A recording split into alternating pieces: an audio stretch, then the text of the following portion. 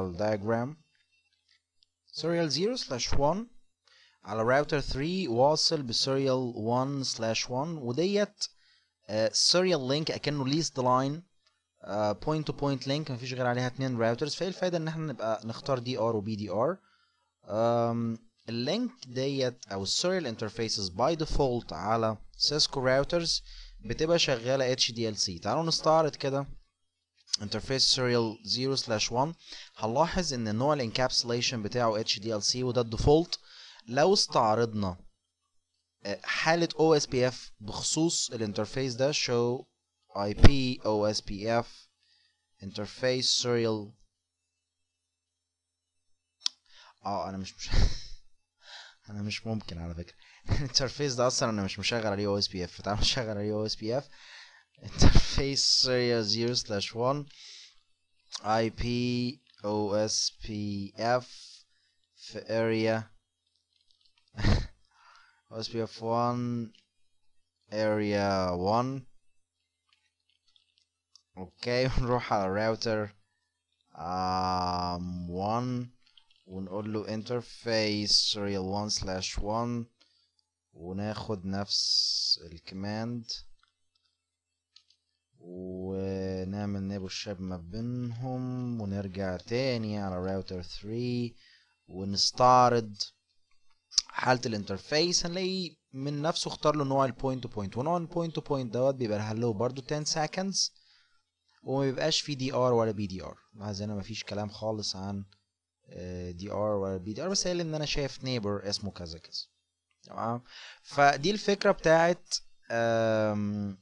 يعني حتة ال network type اللي هو point to point. عندي انواع تانية زي اللوب باك، واللوب باك ده بيبقى لللوب باك انترفيسز ودوت باي ديفولت OSPF بيعلن عنه /32. نيجي بقى لل network types زي الفريم ريلاي وديت بنقول عليها non broadcast multi access networks MBMA. MBMA يعني multi هي مفيهاش broadcast ولا multi cast، لكن في نفس الوقت هي multi access. يعني ان انت عندك هنا راوتر ومن الراوتر دوت انت واصل بفيزيكال لينك واحده بالسيرفيس بروفايدر بتاعك، وعن طريق كده انت بتقدر تكلم 2 3 4 ريموت سايتس عن طريق ان هو عامل لك PVCs ما بين السايتس بتاعتك. يعني انت من انترفيس واحد بتكلم اكتر من حد. الفكره في الفريم ريلاي ان هو نون برودكاست لانه ما فيهوش ديلسي نمبر بتكافئ البرودكاست. يعني مثلا ما فيش مثلا ديلسي نمبر انت بتحطه على فريم معين بحيث ان هو لما يوصل عند الفريم ريلاي سويتش اللي موجود هنا يقوم السويتش بعته لكل البي في سيز بتاعتك يعمل نسخه كده ونسخه كده زي في الايثرنت ما احنا عندنا برودكاست ادرس وعندنا مالتي كاست ادرسز كمان. تمام. فالفكرة ببساطة ان بما ان مفيش برودكاست فبيبقى من الصعب ان النيبرز يكتشفوا بعض، فانت لازم تحدد النيبرز بايدك. وباي ديفولت لو انت عندك فريم ريلاي انترفيس ده بيؤدي ان هو بيكون نون برودكاست باي ديفولت، وده بيؤدي الى الاتي: انت مالتي اكسس فبيتم اختيار دي ار وبي دي ار، بس لازم تحدد مين هم النيبرز بتوعك. تعالوا نشوف الكلام دوت على الديزاين اللي قدامنا ده. احنا عندنا هنا راوتر 1 2 and 3 هم بس انا شلت اللينكس بقى الزياده احنا عايزين نشتغل فريم ريلاي بس. وحطيت هنا او على انترفيس واحد على راوتر 1 بكلم منه 2 بي في سيز، بكلم منه راوتر 2 and راوتر 3 ديلسي نمبر 102 ديلسي نمبر 103. النتورك دي كلها اسمها 192.168.1.3.0. ده هياخد دوت 3 وراوتر 1 هياخد دوت 1 وراوتر 2 هياخد دوت 2. تعالوا نشوف بقى واحنا عندنا 2 بي في سيز بس ايه اللي هيحصل باي ديفولت مع راوتر 1 2 and 3 وايه قصه الدي ار والبي دي ار الكشن، لان هنا الموضوع حساس شويه في موضوع الدي ار والبي دي ار. انا شلت OSPF من على الثلاثه راوترز. هنشغل OSPF مع بعض هنشغله على راوتر 1 على serial 0/0 و راوتر 2 and 3 نفس الموضوع. وتعالوا نشوف ايه اللي هيحصل. فانا هروح على interface serial 0/0 واقول له انا عايزك تبقى في area 0 مثلا. كويس. وهاخد الامرين دول معايا. بعد كده اروح على راوتر 2 واقول له نفس الكلام. بعد كده اروح على راوتر 3 واقول له نفس الكلام. اللي هيحصل معايا ان مش هتحصل نيبرشيب. ليه مش هيحصل نيبرشيب؟ لان باي ديفولت OSPF هيتعامل مع الانترفيسز ديت على انهم نون برودكاست. يعني انا لو بصيت هنا على حالة OSPF بخصوص الانترفيس اللي اسمه serial 0/0 هنلاقي ان هو بيتعامل معاه على انه non broadcast. طالما non broadcast ده معناه ان هو مش هيقدر يكتشف النيبرز بتوعه دايناميكلي، لان هو اصلا بيبعت الرسائل non broadcast يعني non multicast، يعني ما بينفعش يتبعت على اللينكس ديت broadcast او multicast. فالفكرة ان هو كده مش هيعرف يكتشف النيبرز دايناميكلي، وده هيؤدي لانه مش هيعرف يعمل نيبرشيب معاهم. فانت لازم تحدد له النيبرز بايدك. تلاحظوا هنا ان الهلو تايمر 30 ثانية و4 مرات الديد تايمر بتاعه 120. فانا لو رحت عايز اقول للراوتر 1 اتعامل مع راوتر 2 and 3 من جوه راوتر OSPF process، هقول له neighbor واسم النيبر 192 168 123 2 و1 2 3 3.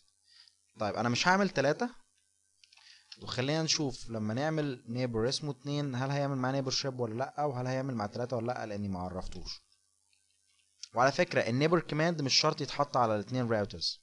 ماشي، مفيش مشكله انك تحطه على الاثنين راوترز، بس يكفي ان انت تحطه على راوتر واحد.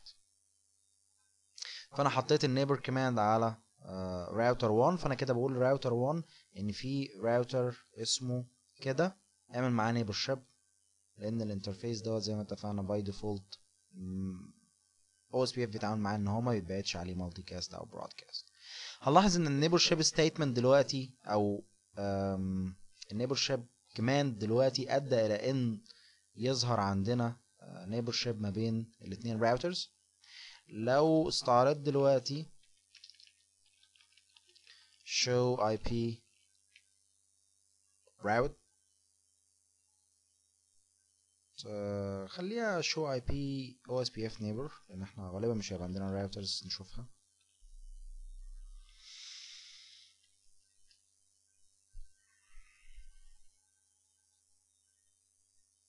هلاحظ هنا ان راوتر 1 عمل full neighborship مع راوتر 2، وراوتر 1 هو كان الدي ار. عرفت منين ان راوتر 1 هو الدي ار؟ لان هي نيبرشيب وحيده، وراوتر 1 بيقول لي اللي انا عامل معاه نيبرشيب ده هو البي دي ار.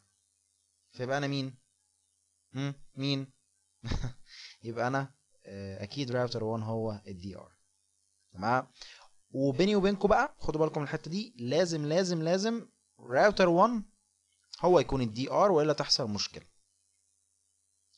انا كنت عايز اعمل ايه بالظبط؟ كنت تقريبا عايز اكتب دي ار، فاعتقد دي مش هتنفع، فهنكتب هنا دي ار. تمام. يبقى راوتر 1 هو الدي ار. ليه لازم راوتر 1 يكون هو الدي ار؟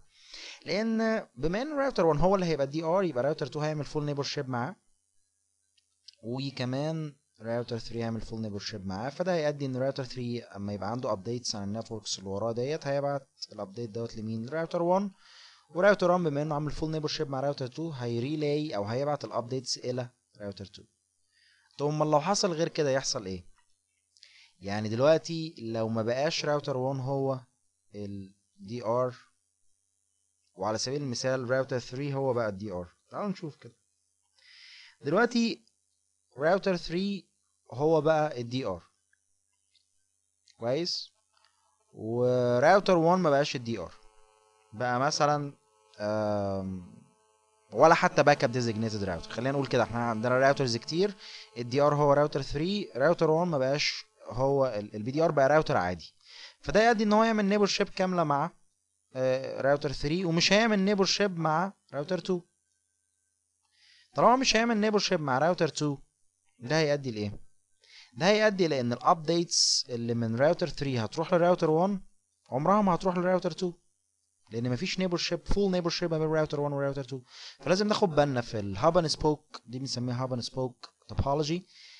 طالما عندنا ستار توبولوجي، طالما عندنا سنترال سايت وما عندناش فول مش، يعني مش كل الراوترز بتعرف توصل لكل الراوترز عن طريق بي في سيز، يعني مفيش بي في سي هنا كمان. فالحاله ديت يبقى احنا عايزين مين يكون الدي ار؟ راوتر 1 هو يكون الدي ار، عشان راوتر 1 هو اللي هياخد انفورميشن من سايت يبعتها لسايت تاني، فلازم يكون عامل فول نيبر شيب ما بينه وما بين كل الريموت سايتس. فمهم قوي ان احنا ناخد بالنا من الدي ار بليسمنت.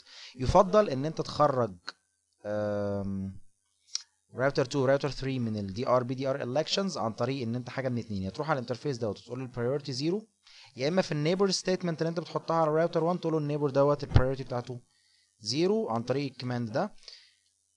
كنا عملناه من شويه، بس المره دي نعمله راوتر 3، تقول له نيبر كذا كذا وتقول له البرايورتي بتاعت النيبر دوت كام؟ 0. يعني انت كده بتقول له النيبر دوت البرايورتي بتاعته 0، فما يبقاش ابدا ولا دي ار ولا بي دي ار. فيا اما تعملها على الراوتر اللي قدامه الناحيه التانيه، يا اما تعملها عليه هو ذات نفسه على الانترفيس بتاعه. فده بالنسبه لو احنا اشتغلنا على فريم ريلاي مين انترفيس، او حتى لو سب انترفيس بس مالتي بوينت سب انترفيس. احنا عارفين ان السب انترفيسز كمان ممكن يكونوا بيكلموا اكتر من حد في نفس الوقت. بالنسبه لنا النون برودكاست بيؤدي الى انك يعني يبقى في دي ار بي دي ار elections، لكن لازم تحدد النيبر بايدك. في حل تاني ان احنا نستخدم نوع اسمه point to multi point. point to multi point ان احنا بنقول والله بص خد بالك ان الانترفيس ده point to multi point، ف وده عكس النون برودكاست، بمعنى ان هو مفهوش دي ار ولا بي دي ار election، ومش لازم تستخدم النيبر كوماند على الراوترز بتاعتك. فتعالوا نشوف point to multi point هيحل لنا المشكله ازاي. احنا هنحول الانترفيسز ديت الى point to multi point، اوكي، وهنحولهم كلهم الى point to multi point. هنلاحظ شويه تغيرات في النتورك بتاعتنا. فانا عشان اعمل كده انا هشيل الاثنين نيبر كوماندز اللي انا عملتهم قبل كده عن طريق no. تمام، دلوقتي استعرض النيبرز على راوتر 1.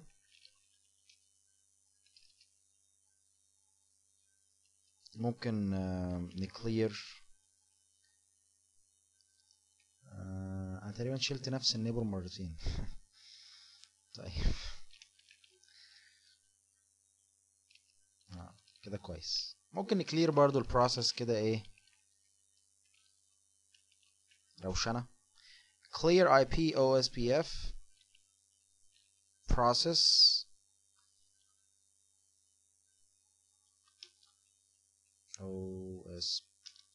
OS كفاية. clear process yes. هو كده ايه هيعمل refresh او يعمل يعني يوقع البروسيس ويقومها تاني. show IP OSPF neighbor.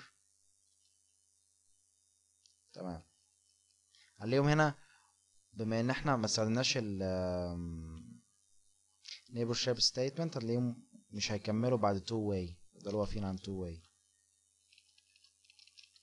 تمام، تعالوا بقى نغير لمالتي بوينت، يعني point to multi point type interface اسمه serial 0/0.